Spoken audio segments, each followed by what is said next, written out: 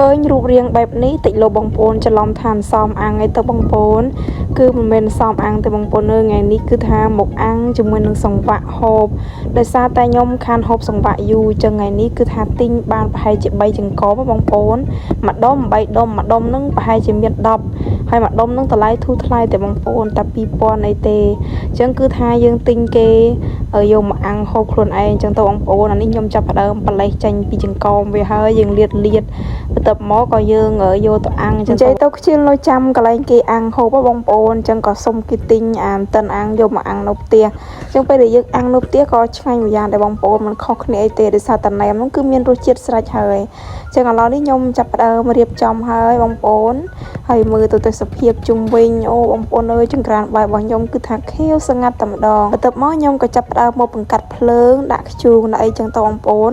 ល្ងើដើម្បីយើងត្រៀមនឹងអាំងជាមួយនឹងសង្វាក់របស់យើងនិយាយពីថាល្ងើថ្ងៃនេះក៏គឺអស់ចាបន្ទាប់មកខ្ញុំចាប់ផ្ដើមដាក់ជាមួយនឹងតំបត់របស់យើងសិនហើយក៏ចាប់ផ្ដើមរៀបដាក់សង្វាក់របស់យើងមួយទៅបងប្អូនទៅអាំងលឿនសង្វាក់ទុយបន្លមមហើយយើងបង្កាត់ភ្លើងឆេះចេះតែបងប្អូនគឺថាអាំងតែមួយភ្លេត1នាទីហ្នឹងគឺថាបានហូបឲ្យបងប្អូនហើយខ្ញុំក៏ចាប់ផ្ដើមដាក់អាំងបន្តបន្ទាប់ចឹងទៅបងប្អូនទៅមើលទៅដូចរូបរាងសមអាំងចាកាត់ពុតទៅសង្វាក់អាំងសោះហើយបន្ទាប់មកធុះហើយខ្ញុំក៏ចាប់ផ្ដើមទៅប្រែមើលបងប្អូនសង្វាក់ខ្លះក៏ឆ្អិនហើយដូចខ្ញុំថាចឹងឯងតែ1នាទីអីឆ្អិនហើយបងប្អូនដោយសារតែភ្លើងរបស់យើងក្តៅហើយសង្វាក់ក៏វាស្ដើងល្មមងាយស្រួលក្នុងការអាំងទេបងប្អូនចាគ្រាន់តែប្រែត្រឡប់ចុះត្រឡប់ឡើងគឺថាបានឆ្អិនហូបតែម្ដងហើយនេះគឺខ្ញុំមកប្រែបន្តបន្ទាប់ទៀតបងប្អូនខ្ញុំស្រង់ទូកខ្លះហើយ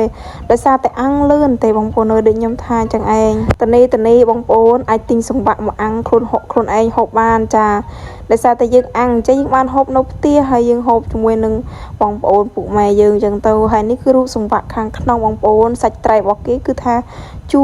រមកល្មមបងប្អូនអត់ជូរពេកទេហើយឥឡូវឲ្យដៃរបស់ខ្ញុំភ្លក់សិនបន្ទាប់មកខ្ញុំមកធ្វើជ្រក់ទំនើបបន្តិចបងប្អូនដោយសារតែយើងហូបទំនើបជាមួយនឹងលក់ទៅសក់ស្ពៃក្តោបអីដែលប៉ុន្តែជ្រក់នេះបងប្អូនអើយឲ្យឈៀតស្រ័យបន្តិចដោយសារតែធ្វើនឹងគឺថាខុសក្បួនហើយមិនដូចជ្រក់ដែលគេលក់ទេបងប្អូនអញ្ចឹងក៏ថាចេះតែចិនឆៃហូបទៅហើយបន្ទាប់មកអាំងសង្វាក់ចាប្រហែលជាកន្លះម៉ោងបងប្អូនគឺថាឆ្អិនទាំងអស់ហើយស្រង់ដាក់កញ្ចែងបានក៏ចាប់ផ្ដើមមកភ្លក់មុនគេបងប្អូនពីភ្លក់នឹងពីក្តៅ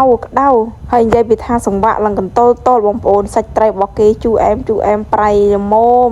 បន្ទាប់មកក៏ទំនើបបន្តទៀតបងប្អូនអើយដាក់មួយម៉ាត់ហើយមួយម៉ាត់ទៀតចឹងទៅ